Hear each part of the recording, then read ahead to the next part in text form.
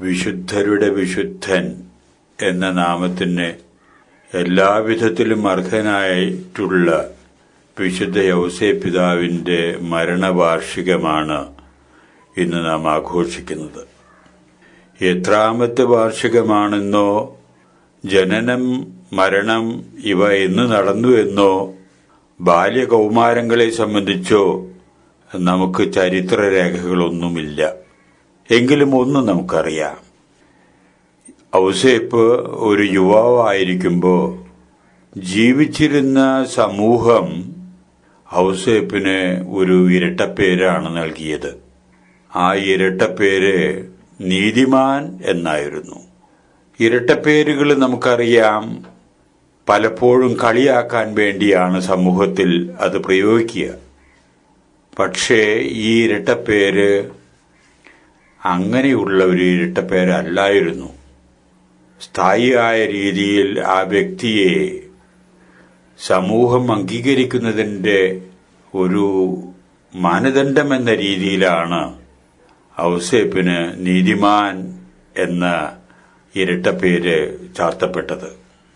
ദൈവവും സമൂഹം നൽകിയ ഇരട്ടപ്പേര് അംഗീകരിക്കുകയും പിന്നീട് സഭയും അത് അംഗീകരിച്ചതായിട്ടാണ് നാം മനസ്സിലാക്കുന്നത്. അതുകൊണ്ടും കൂടിയാകണം വിശുദ്ധ ഗ്രന്ഥത്തിൽ തന്നെ വലിയ പ്രാധാന്യത്തോടു കൂടിയാണ് ഔസേപ്പിനെ പറ്റി ഈ ഇരട്ടപ്പേര് രേഖപ്പെടുത്തി വച്ചിരിക്കുന്നത്, നീതിമാനായ ഔസേപ്പ്. നീതി വളരെ ബൃഹത്തായ സങ്കീർണത ഉൾക്കൊള്ളുന്നൊരു പ്രതിഭാസമാണ്. സാധാരണ രീതിയിൽ നീതി നടത്തിക്കിട്ടുന്നതിനു വേണ്ടി ഉള്ള സ്ഥാപനമാണ് ലോകത്തിലെ കോടതികൾ എന്ന് നാം മനസ്സിലാക്കുന്നു. പക്ഷെ കോടതികളിൽ നീതി പലപ്പോഴും അവഗണിക്കപ്പെട്ടിട്ട് തെളിവുകളുടെ അടിസ്ഥാനത്തിൽ ന്യായത്തിന് പ്രാധാന്യം കൊടുക്കുന്ന അനുഭവം നമുക്കൊക്കെയുണ്ട്. എന്നാൽ ദൈവത്തിനും ഈ ഇരട്ടപ്പേര് ഉള്ളതായിട്ട് നമുക്ക് കാണാം. ദൈവത്തെയും നാം വിളിക്കുന്നു നീതിമാനായ ദൈവം. അവിടെ ന്യായത്തിന് പ്രാധാന്യം കൊടുക്കുന്നതിനേക്കാൾ കൂടുതൽ നീതിക്ക് പ്രാധാന്യം കൊടുക്കുന്ന ഒരു വ്യക്തി എന്ന നിലയിലാണ് ദൈവത്തെ നാം കാണാനിടവരിക. അപ്പോ ആ നീതി ദൈവിക നീതിയായി, മറ്റു നീതി കോടതി നീതിയായി. ഈ ദൈവിക നീതിയുടെ പൊരുള് ചെറുപ്പത്തിലെ തന്നെ മനസ്സിലാക്കിയവനാണ് വിശുദ്ധ യൗസേപ്പ് എന്ന് വേണം വിചാരിക്കാൻ.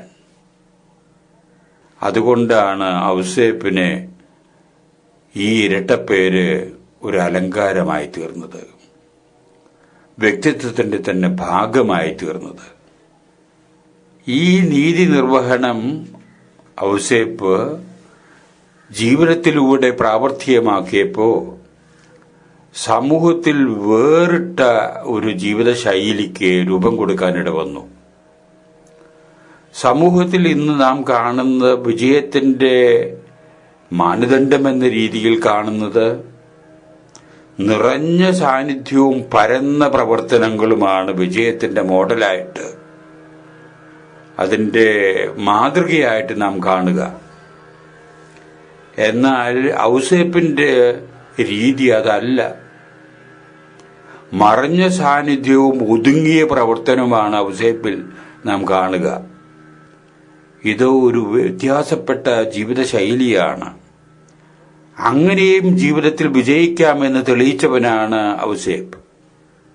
ഇതിന്റെയൊക്കെ അടിസ്ഥാനത്തിൽ ഔസേപ്പിന്റെ ജീവിതത്തിൽ രൂപം കൊണ്ട ജീവിതശൈലിയിൽ 3 പ്രതിഭാസങ്ങൾ നാം ഇന്നത്തെ സുവിശേഷത്തിന്റെ പശ്ചാത്തലത്തിൽ നമുക്ക് മനസ്സിലാക്കാനാകും. അതിലൊന്ന്, ഔസേപ്പ് ആലോചിച്ചു. 2, ഔസേപ്പ് നിശ്ചയിച്ചു. 3, ഔസേപ്പ് പ്രവർത്തിച്ചു. ഈ പ്രവർത്തന ശൈലി ഉടനീളം ഔസേപ്പിൽ കാണാം. ജീവിതത്തിന്റെ സംഘർഷ നിമിഷങ്ങള് തന്റെ മുമ്പിൽ പ്രത്യക്ഷപ്പെട്ടപ്പോ അതേപ്പറ്റി ഉടനെ പ്രതികരിക്കാതെ ആലോചന നടത്തി. ദൈവമായിട്ടാണ് പ്രധാനമായിട്ടും ഈ ആലോചന നടത്തിയതെന്ന് വിശുദ്ധ ഗ്രന്ഥം സാക്ഷിയാക്കുന്നു. കിട്ടിയ വെളിപാടിന്റെ അടിസ്ഥാനത്തിൽ നിശ്ചയിക്കുന്നു ഔസേപ്പ്. ആ നിശ്ചയം പ്രാവർത്തികമാക്കാൻ ഔസേപ്പ് തയ്യാറാകുന്നു. ഔസേപ്പ് അങ്ങനെ പ്രവർത്തിക്കുന്നു. മറ്റൊരു ശക്തിക്കും ഔസേപ്പിനെ സ്വാധീനിക്കാൻ ഇടവരുന്നില്ല. ഈ ഒരു പ്രവർത്തന ശൈലിയുണ്ട്.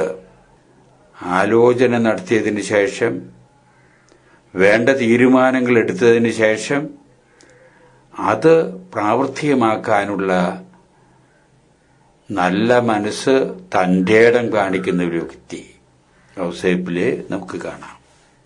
അങ്ങനെ ജീവിക്കാൻ ഇടവന്നപ്പോ ഔസേപ്പിലുണ്ടായിരുന്ന മനുഷ്യത്വം സംസ്കരിക്കപ്പെട്ട മനുഷ്യത്വമായി തീർന്നു. ഔസേപ്പിന്റെ പൗരുഷം സംസ്കരിക്കപ്പെട്ട പൗരുഷമായി തീർന്നു. അതിന്റെ അടിസ്ഥാനത്തിലായിരിക്കണം തനിക്ക് ഒരു അപമാനം സംഭവിക്കുന്ന അവസരത്തിൽ പോലും അതിന് കാരണഭൂതരായ മറ്റു വ്യക്തികൾക്ക് ഒരു തരത്തിലും വിഷമം ഉണ്ടാകാത്ത രീതിയിൽ ഔസേപ്പ് പെരുമാറാൻ ഇടവരുന്നത്. സംസ്കരിക്കപ്പെട്ട മനുഷ്യത്വത്തിന്റെ പ്രകാശനമായിരിക്കണം ഔസേപ്പിന് ചിന്തിക്കാൻ ഇടവരുത്തിയത്. എനിക്ക് സമൂഹത്തിൽ ജീവിക്കാൻ അർഹതയുള്ള പോലെ തന്നെ മറ്റുള്ളവർക്കും സമൂഹത്തിൽ ജീവിക്കാൻ അർഹതയുണ്ട്. അത് എന്റെ മനസ്സിന്റെ സംഘർഷം മൂലം കെടുത്തിക്കളയാൻ എനിക്ക് അർഹതയില്ല. എന്റെ പ്രതിശുദ്ധ ഭാര്യ എന്റെ അറിവോ സഹകരണമോ ഇല്ലാതെ ഗർഭവതിയായിരിക്കുന്നു എന്ന യാഥാർത്ഥ്യം ഔസേപ്പിന്റെ മുമ്പിൽ തുറച്ചു നോക്കിയപ്പോൾ ഒരു മനുഷ്യൻ എന്ന നിലയിലും പുരുഷൻ എന്ന നിലയിലും ഔസേപ്പിന്റെ പ്രതികരണം പച്ചയായ രീതിയിലാകാമായിരുന്നു. അതാണ് സാർവത്രികമായിട്ട് നാം കാണുന്നത്. പക്ഷേ സംസ്കരിക്കപ്പെട്ട മനുഷ്യനായ ഔസേപ്പ് ആ വ്യക്തിയെ മാനിച്ചുകൊണ്ട് ആ വ്യക്തിക്ക് എല്ലാ തരത്തിലും സംരക്ഷണം നൽകി, തനിക്ക് അതിന്റെ ഫലമായിട്ട് സമൂഹത്തിന്റെ മുമ്പിലും തനിക്കും ഉണ്ടാകാവുന്ന അപമാനങ്ങളും ബുദ്ധിമുട്ടുകളും വലിയ ഔദാര്യത്തോടു കൂടി ഏറ്റെടുക്കാൻ തയ്യാറായ ഒരു വലിയ സംസ്കരിക്കപ്പെട്ട പൗരുഷമാണ് ഔസേപ്പിൽ നാം കാണുക. അതിന്റെ അടിസ്ഥാനത്തിലും കൂടിയാകില്ലേ ഔസേപ്പ് പിതാവിലെ ആത്മീയമായിട്ടുള്ള ആഴത്തിലുള്ളൊരു പൈതൃകം അതിനാൽ തന്നെ രൂപപ്പെടുകയാണ്. അതുകൊണ്ട് ഇന്ന് എല്ലാവർക്കും ഔസേപ്പ് പിതാവാണ്, ഒരു സംരക്ഷകനാണ്. ഈ സംരക്ഷണം ഔസേപ്പ് ബോധപൂർവം ഏറ്റെടുത്തവനാണ്. അതിന്റെ തനിമയോടുകൂടി ജീവിക്കാൻ ഇടവന്നവനാണ് ഔസേപ്പ്.